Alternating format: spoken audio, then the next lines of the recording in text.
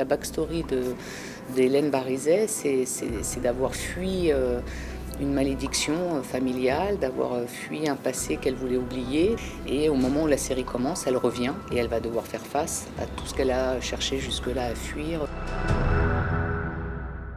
Philharmonia, c'est né de ma rencontre avec Rose Brantford-Griffith, qui est la productrice de Merlin Productions. Elle avait cette envie parce qu'elle sait que dans un orchestre philharmonique, il y a une vraie diversité, que c'est une arène magnifique avec des gens très différents. Évidemment que moi j'étais ravie, parce que sans être musicienne, je suis vraiment passionnée de musique classique et plus particulièrement d'opéra.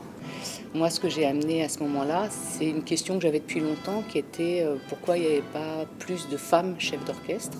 Je vous demande donc d'accueillir notre nouveau directeur musical et chef d'orchestre, Madame Barizet.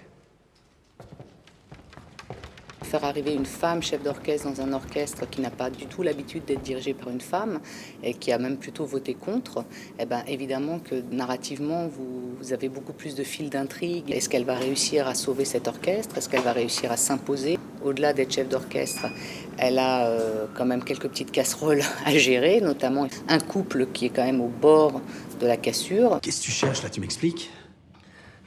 Dis-moi tout de suite que t'as une maîtresse, Peter, ça ira plus vite. Hein. Ça m'évitera de devenir violente et parano. Avec qui tu couches? Est-ce qu'elle va aussi avoir l'énergie pour le sauver? Et donc ça, c'est des fils plus romanesques. Et puis ensuite, dans cette arène-là, il se trouve qu'effectivement, il y a un mort, il y a deux morts. Et là, on tisse un peu les fils du thriller. Vous voulez nous détruire de l'intérieur? Paranoïaque en plus d'être misogyne.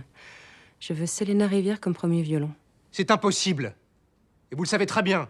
Dans un orchestre, on ne le sait pas forcément toujours, mais le lien entre le chef d'orchestre et son premier violon est un lien capital. Et la relation entre un chef d'orchestre et un premier violon doit être dans la transmission, dans la complémentarité, dans l'admiration réciproque. Si le chef n'est pas content de son musicien, il a quelques ficelles qu'il peut tirer, mais si le musicien n'est pas content de son chef, il peut aussi décider de le boycotter. Il peut aussi lui rendre la vie très difficile. Ça fait depuis 1 an que je suis là, ils accepteront jamais de m'obéir. Ta nomination souligne leur faiblesse, prouve-leur que tu la mérites, mais surtout, méfie-toi de la chef. Si tu la laisses faire, Hélène Barizet va te détruire. On a eu la chance de travailler avec l'Orchestre national d'Île-de-France, qui a comme super soliste Anne-Estelle Médouze, même si Lina El Arabi n'a jamais été doublée pour ça. C'est vraiment Lina qui joue. Lina est prix de conservatoire de violon dans sa vie personnelle. Ou simplement le son est celui de Anne-Estelle, puisque Selena incarne une première violon super douée.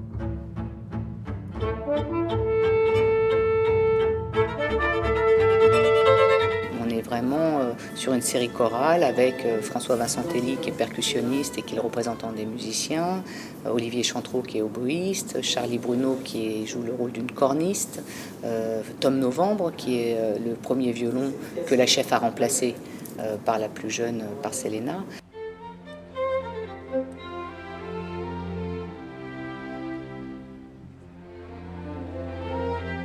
La musique classique qu'il y a dans la série était posée dès le scénario. J'ai coécrit ces épisodes avec Clara Bourreau. Quand on rentre en prépa, on a par bonheur rencontré Étienne Perruchon, qui est donc un compositeur qui s'est occupé de beaucoup de films de Patrice Lecomte. Le mari de la chef d'orchestre dans la série est compositeur et les œuvres qu'il compose, elles sont composées en vrai par Étienne Perruchon. Et d'avoir cette transcription entre un scénario écrit et une partition de musique, en termes de création, c'est juste unique, quoi.